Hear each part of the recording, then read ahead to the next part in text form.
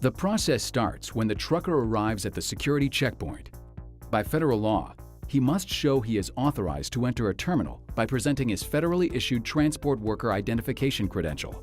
He then drives through an RFID scanner that checks whether the truck is registered in the Clean Truck database so that only approved trucks are allowed to enter the terminal. The driver then proceeds to the entry pedestal and tells the clerk what he's here to do: drop off an empty and pick up an import container.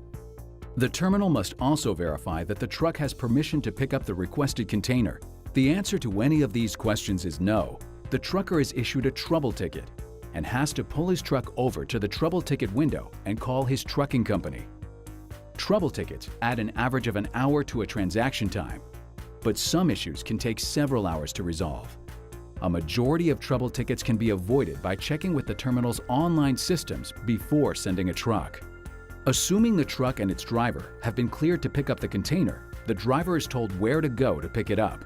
First, he needs to drop off the empty container.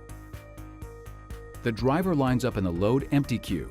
When he reaches the second pedestal, a clerk directs him where to go in the yard depending on whether he's dropping off an empty container or a loaded container for export.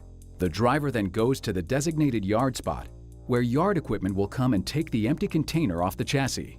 The driver then proceeds to the designated spot in the container yard to pick up the import container.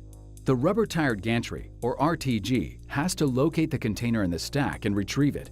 Doing so may require moving several other containers stacked above it. To deliver one container, it takes an average of 3 container moves by the RTG.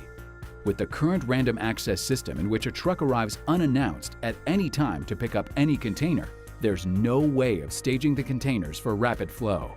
If the truck is there to pick up a refrigerated container, it goes to collect it at the reefer yard, where the container will be waiting on a chassis. The truck hooks up to the chassis and container.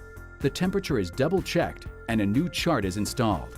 The unit is unplugged from the terminal's power and then plugged into the truck's electricity generator. Once the container has been loaded onto the chassis, the truck proceeds to the roadability area, where drivers have an opportunity to have minor chassis repairs completed before exiting the terminal. If there's a problem with the chassis, the mechanics attempt to repair it.